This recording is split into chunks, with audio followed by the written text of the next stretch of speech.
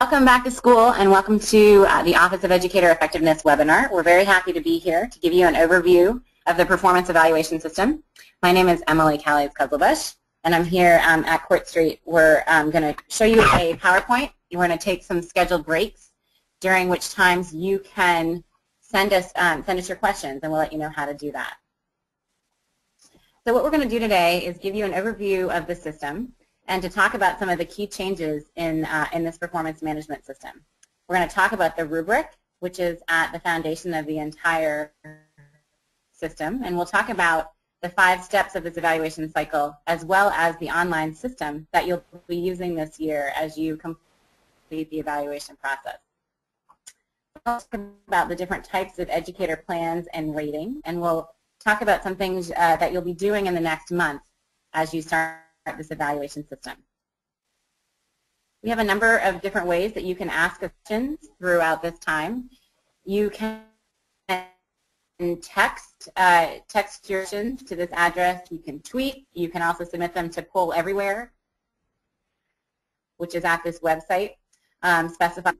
And you can also use this question feature that is on the panel on the side of the screen that you're looking at right here.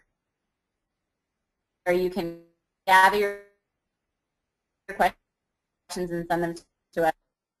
So a number of hopes for this. Some of you in the audience have probably seen our presentation in the past year, and some of you may not have. This is exciting to us for a number of different reasons. We are setting a very high bar for professional teaching status, and we're going to talk a little bit about what this system means to the evaluation process throughout the 5-step cycle. It also will recognize excellence in teaching and leading. And finally, it will improve student learning and growth in the BPS, and it also increase conversation about effective teaching in schools, as well as giving us a common vocabulary to talk about this effective teaching practice.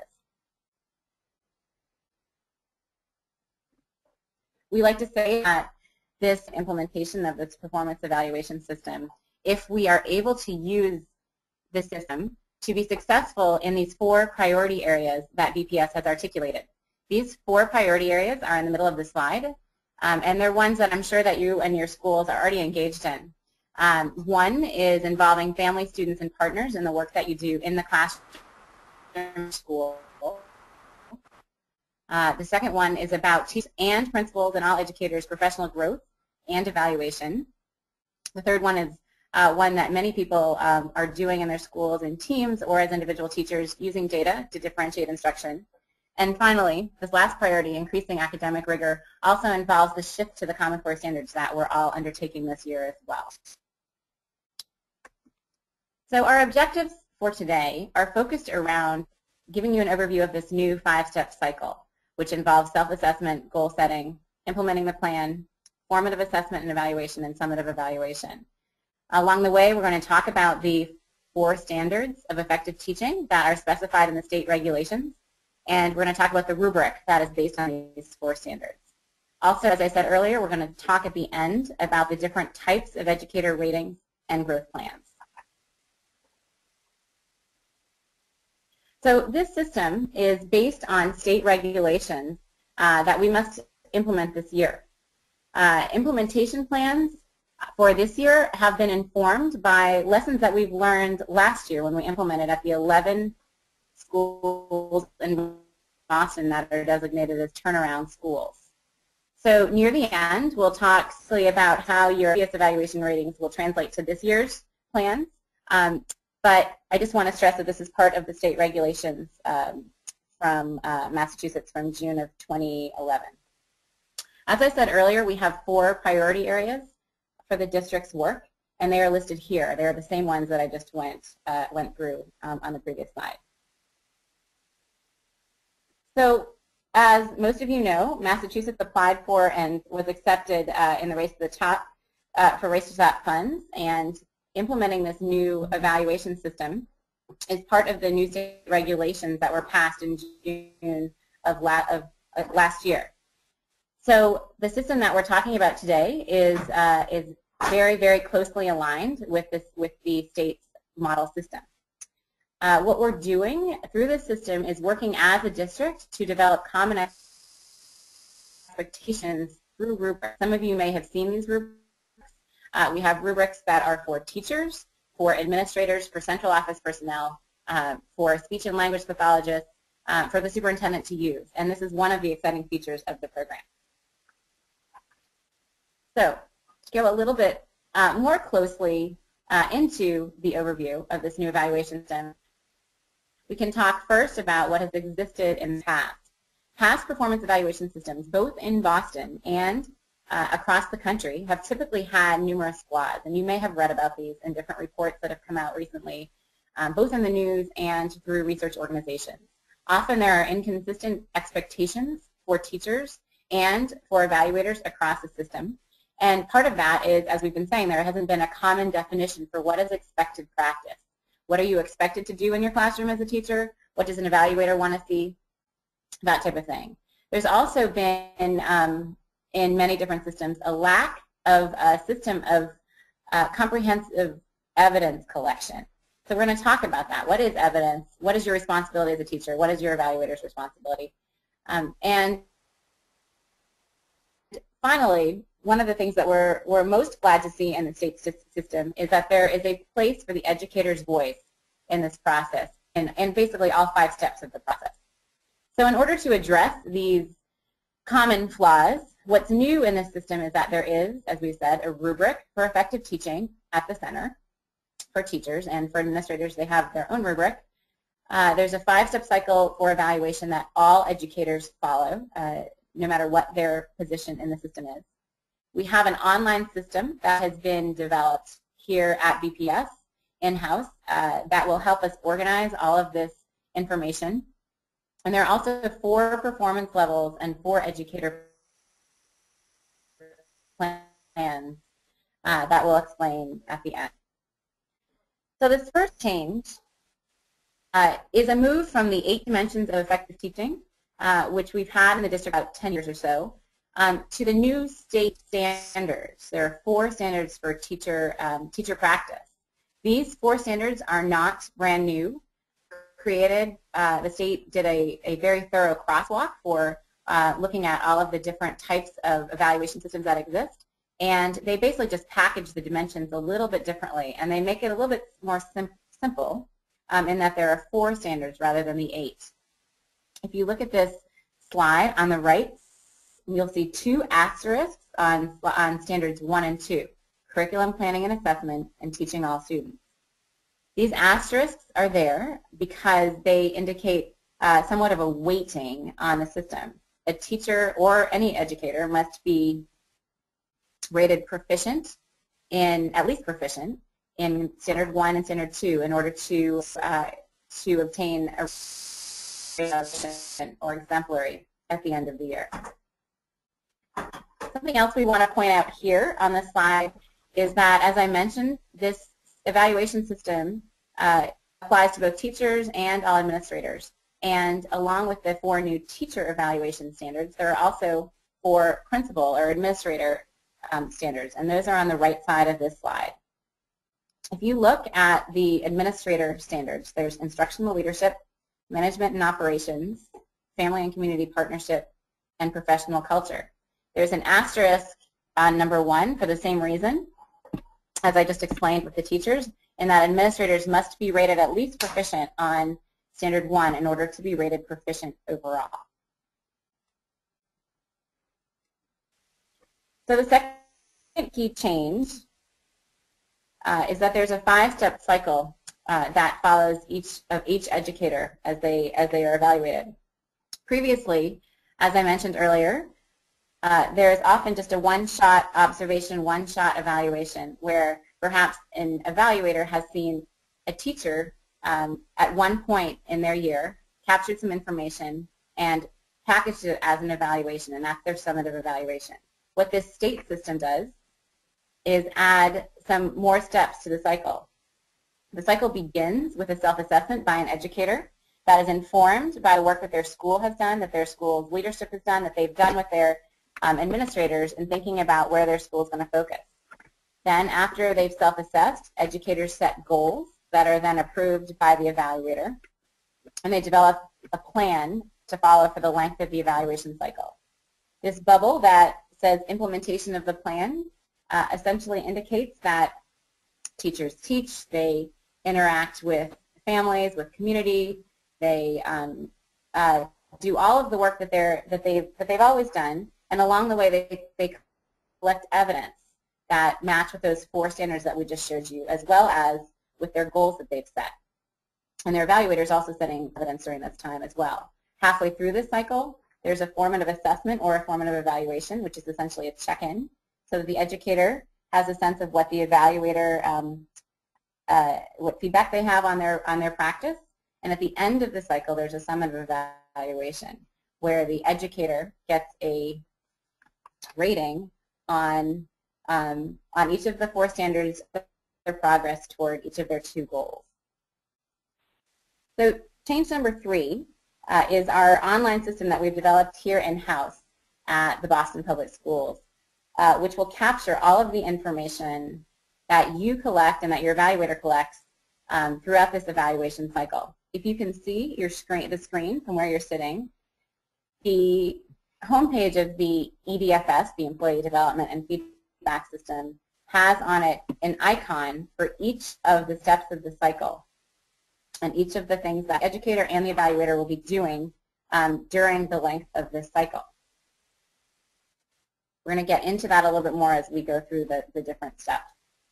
So finally, this 4th change is related to the different rating categories and growth plans that educators will have in this new system. Previously, we've had a binary system like many areas of the country where we've had just 2 ratings. Either you meet standards or you do not meet standards. This new system has 4 new categories, and you can see them up there. Unsatisfactory, matches to what we previously called does not meet standards. And then we've got 3 new categories: needs improvement, proficient, and exemplary. The state regulations define proficient as fully and consistently meets the requirements of a standard. So now that I've given you an overview of the 4 different key changes related to this new evaluation system, I'm going to give you a chance to speak with your colleagues about what you've heard and to send us a question or 2 or 3 through one of these ways that are displayed on your screen, and we'll reconvene in about 2 minutes.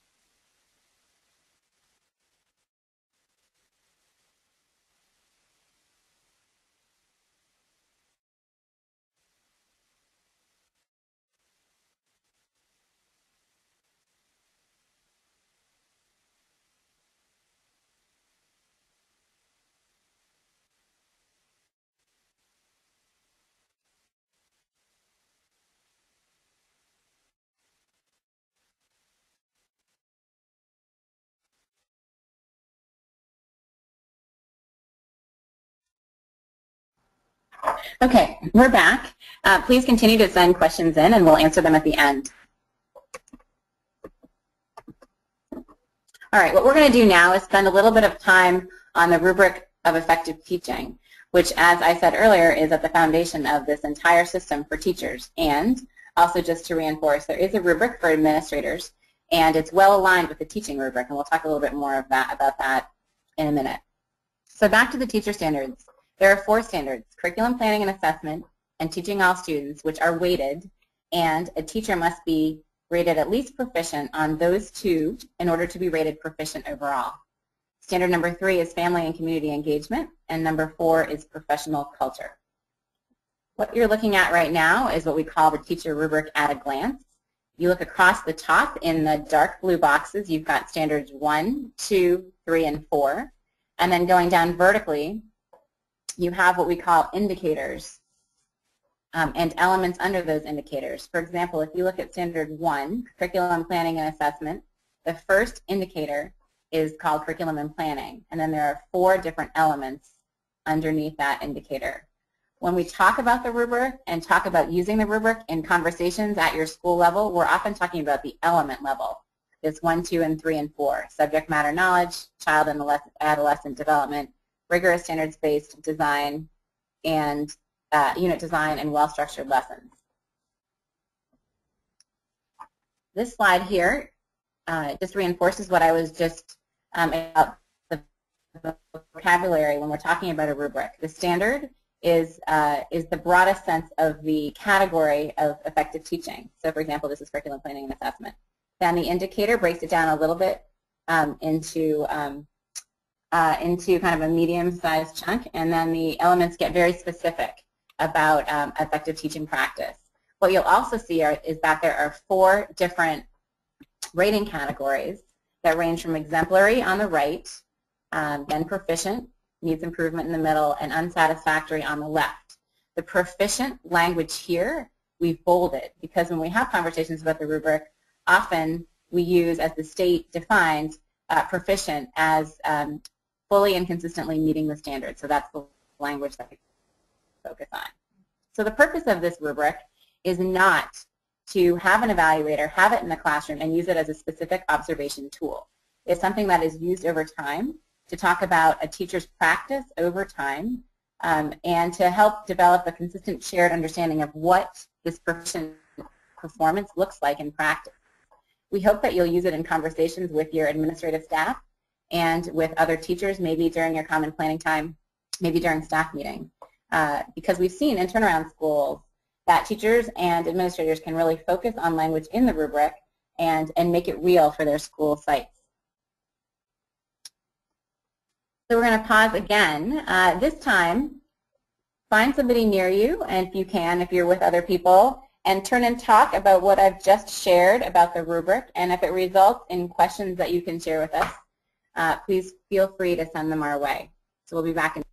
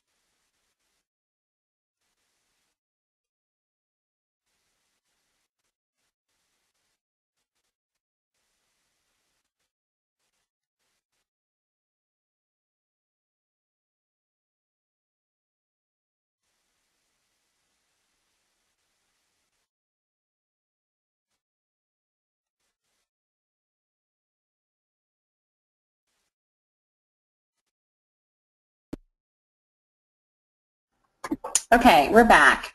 Again, please send any questions that came up during that break to us, and we'll address them near the end. All right. So we're going to focus right now on self-assessment, which is what you'll be doing as educators starting now, probably through the early part of September. And as it leads into goal setting, you'll be focusing on these first two steps of the cycle for the first month and a half of school. So self-assessment, as I said earlier, really kicks off this cycle. And what we're going to show you is this slide right here, which is what the EDFS system looks like when you're submitting your self-assessment. What you'll do online is submit a summary of the analysis that you'll do about your own teaching practice and about your students' strengths and areas of need. So when you go online, you'll be asked to submit a summary. What we suggest is that there's a best practice of a way to do an analysis of your own practice and the needs of your students. And I'll talk, we're not going to the full rubric used for self-assessment. When you see the rubric, and maybe you've already used it in your school, you may find it a very useful tool to go through and think about your practice on each one of the lines of the rubric. However, you do not need to submit this to your evaluator. The only thing your evaluator will see is a summary of your strengths and areas of need, and they'll just check off that, they'll just see that it's submitted. There's not an official approval process, it's just that you need to submit it.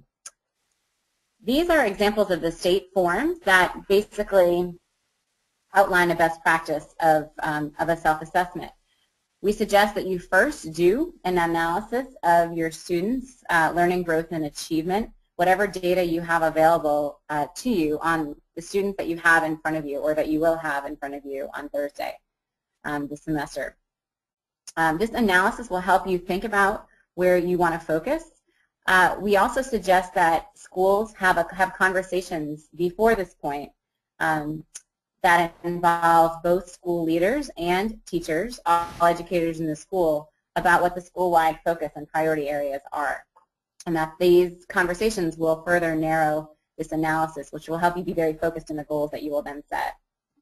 This next slide then shows the second part of your self-assessment, which is an assessment of your teaching practice, your teaching behaviors, essentially, against the standards of the rubric. This is where you might find it useful, you will find it useful to have the rubric in front of you, to read the language in the elements that your school has prioritized, and to think about what types of teaching behaviors you feel like are areas of strength and which types of areas are ones that you want to focus on.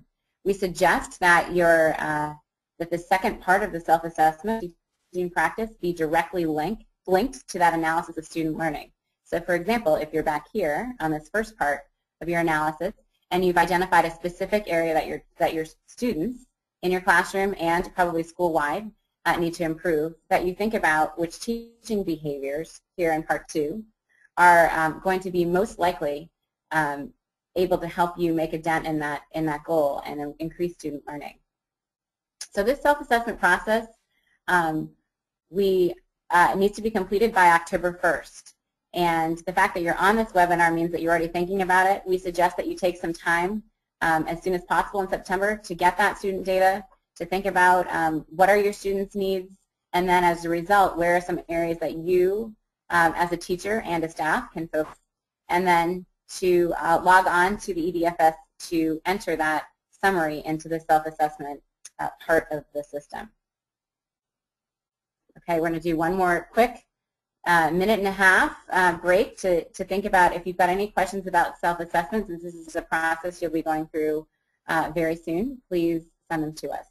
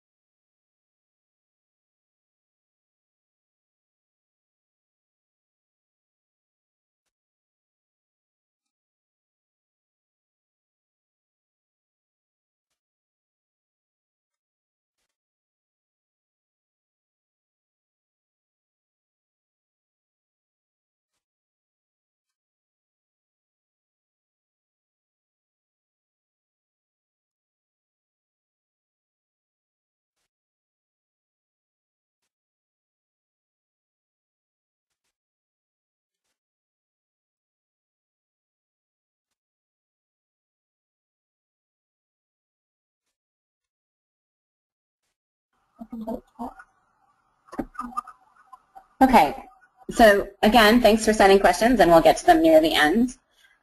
So after you've completed your self-assessment and you've done an analysis of both your student learning needs, the needs of your students, and also your professional practice, you will then take that information and set 2 goals. And this will then guide the work that you do throughout the year. So as this little speech bubble or thought bubble says, you'll think about where do you want to grow in your practice during the year and where do you want your students to grow. And as I said earlier, these things are linked. So we suggest you do that analysis of student learning first, student learning needs first, and then think about which of the practices that you do in your classroom and that perhaps your whole school is focusing on are most likely to help your students learn and grow. So the state regulations require 2 goals. One is a goal for student learning, growth, and achievement. And the second is a goal for professional practice.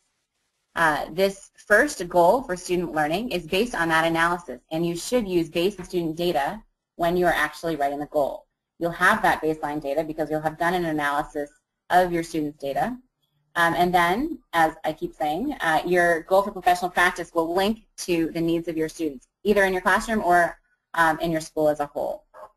That goal for professional practice is written to support the achievement of the learning goal and is specifically linked to an element of the rubric. So that's have the rubric in front of you, tag your professional practice goal to the element that it most closely aligns to. So we strongly consider that we strongly encourage that you do this work in teams, whether it's a grade level team or a department team, or whatever team that makes sense for you in a school. And we also, as I said earlier, really encourage you to do this work as a staff during staff meetings. Think about your schools, your school priority areas, and where you want to focus as an entire school. The state regulations state that the educator will propose goals and that the supervisor will ultimately determine them and approve them. And when I talk about the different types of plans, I'll talk about how this might look for educators on different types of plans. So these goals that you're working on be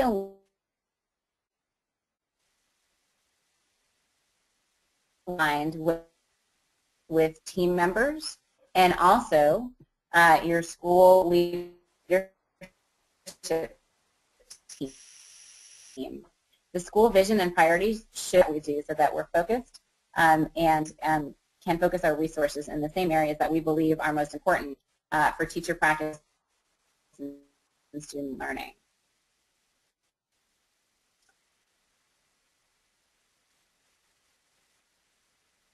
The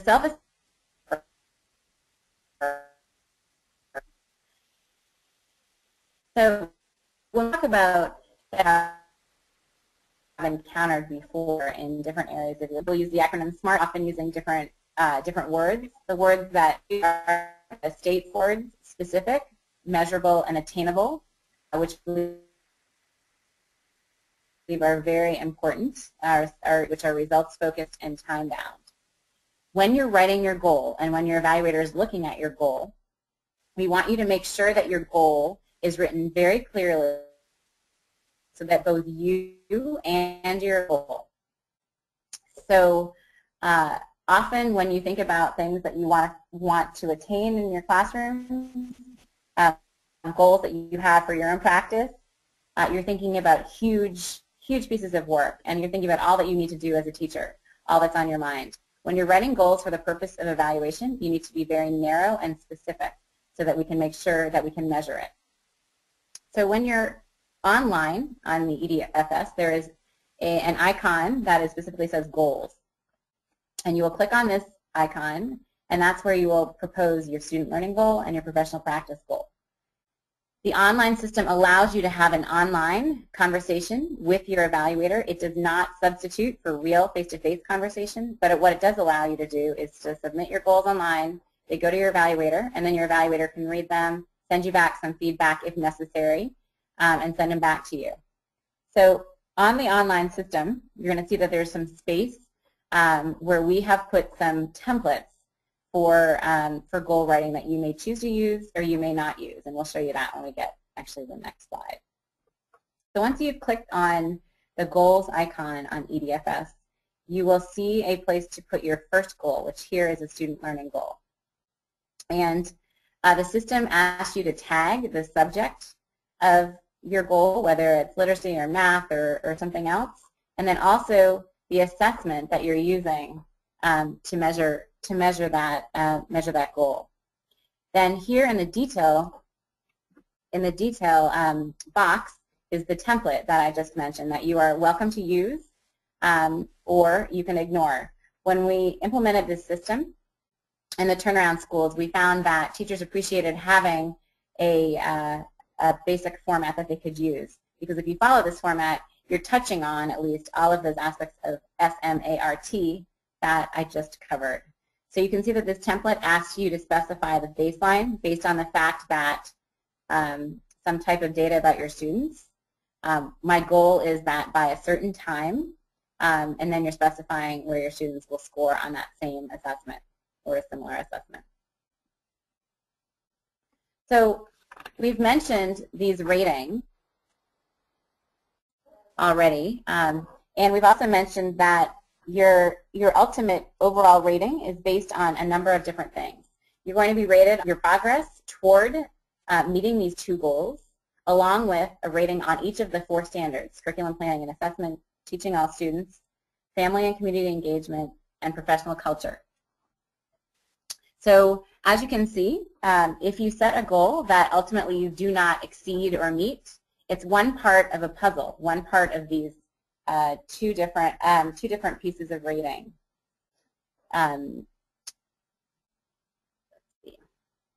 So after you've set your goals, you'll move on. You'll already be doing this. You'll be teaching. You'll be collecting evidence toward the progress you're making on your goals. And you'll also be collecting evidence on the 4 standards related to your teaching.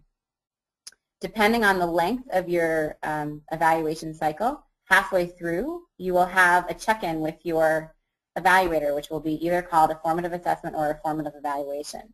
And there you'll get some feedback about your teaching, about your evidence collection, and how you're doing on the progress toward your goals. Finally, at the end of the cycle, you'll get a summative evaluation, which consists of an overall rating, which I just showed you how that breaks down. Okay. So part of the implementation of this plan is completing some action steps that you're going to specify after as you set your goals in that step that I just discussed. These action steps will be very specific and will support your completion of the goal. There are 3 sections in EDFS that you'll complete for each of these action plans. One is the actual actions, any supports and resources that are required, and then a specific frequency and a timeline for completing those steps. And you'll enter those steps into the EDFS.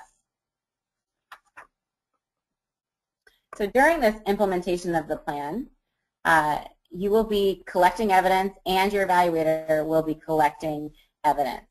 Evidence can be in the form of artifacts, such as the lesson plan, letters from parents, letters to parents, things like that. Or it may be notes that your evaluator has taken during an observation, either a short informal observation or bell-to-bell or a complete class evaluation.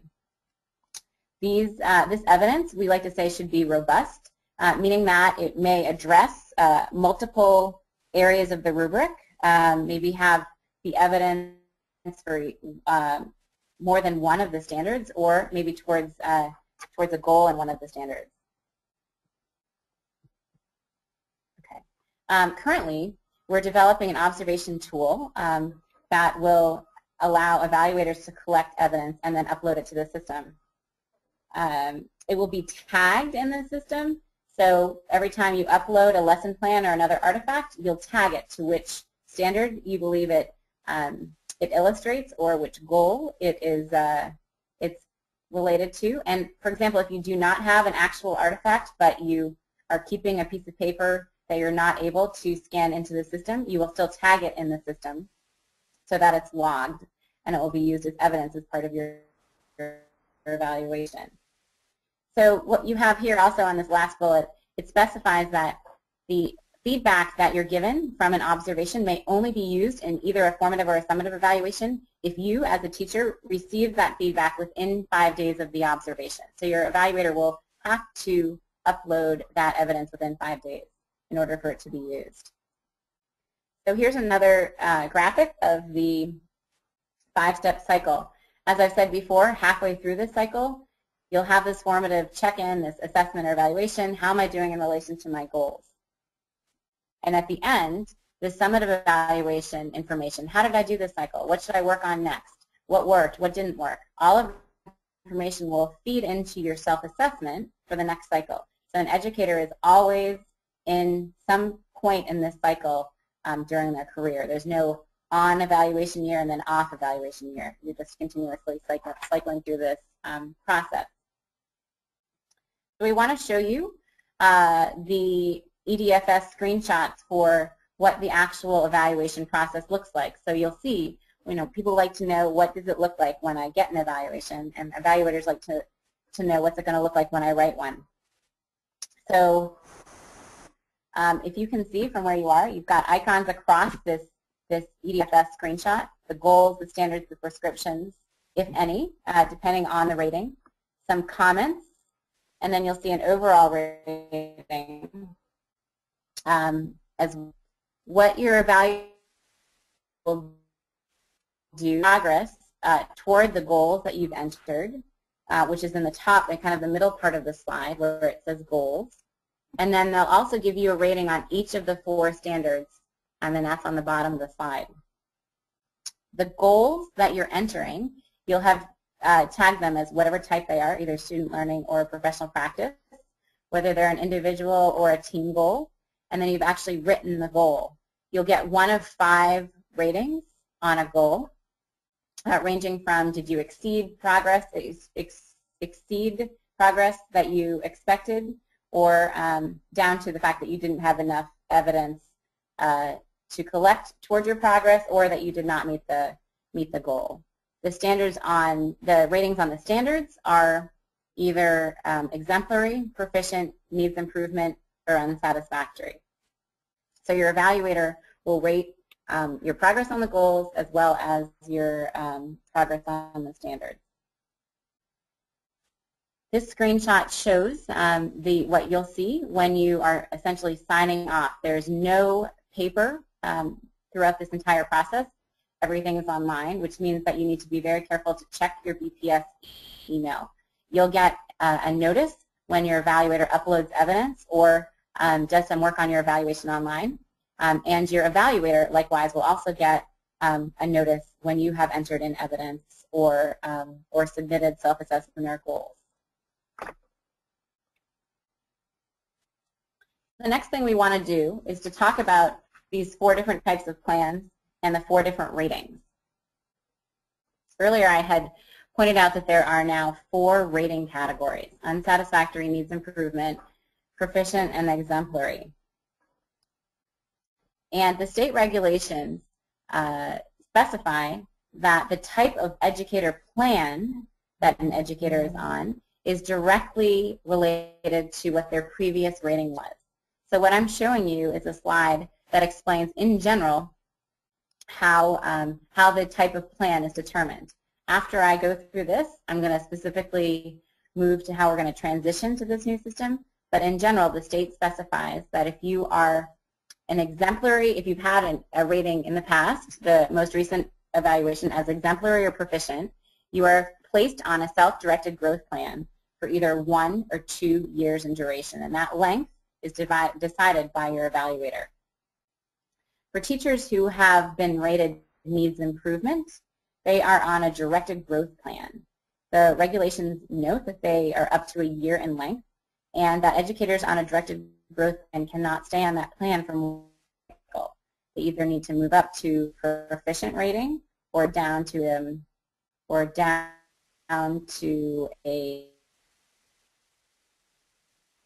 unsatisfactory rating. Satisfactory, according to the regulations, will be placed on an improvement plan, which will be from 30 calendar days up to a year in length.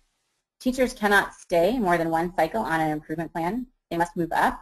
Otherwise, the educator will be removed from his or her position. The evaluator guides the length of the plan and the duration of the plan based on the teacher's prior evaluation, as well as on the right side of your screen, you'll see that there's a long box that's held for developing educator plans. Those are for educators who are new to the profession in their first 3 years and do not have professional teaching status. The regulations specify that they will have 3 one-year plans, 1 year each in duration. So this allows the educator to show proficiency in all 4 standards by their 4th year in order to earn professional teaching status. As I said earlier on one of the first slides, this system holds new teachers to a very high standard and really raises the bar. So educators must show proficiency in all 4 standards in order to earn professional teaching status. So here is the slide that shows this transition year, how you specifically will determine which plan you're on with your evaluator. Teachers with overall meet standards on their last evaluation will move to a self-directed growth plan, and your evaluator will let you know whether that's 1 or 2 years in length. If you have had 1 overall does not meet standards, you will be on a directed growth plan for up to a year. Again, your evaluator will determine the length. Teachers who have had 2 or more overall does not meet will move to an improvement plan that can be as short as 30 days and up to a year in length. All provisional teachers will be on a developing educator plan and will need to show proficiency on all 4 standards by the end of their 3rd year. So that's a lot of technical information. So again, if you can turn to a teacher near you or speak with your administrators in the room and maybe focus some questions and send them our way, we will be happy to answer them as soon as I return.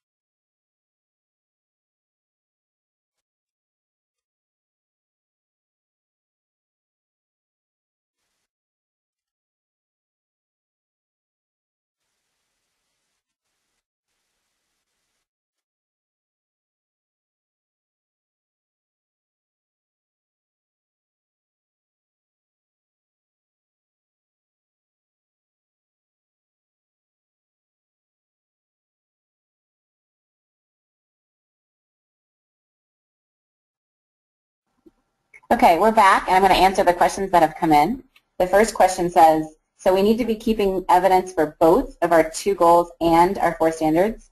That is an enormous amount of data.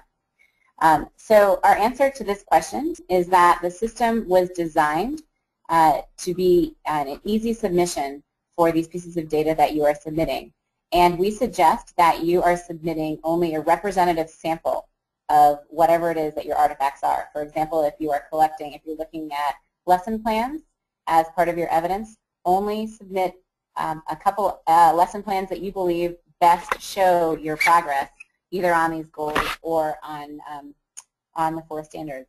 We also do suggest that you choose what we like to call robust artifacts that are able to be evidence toward multiple standards as well as a goal or both goals.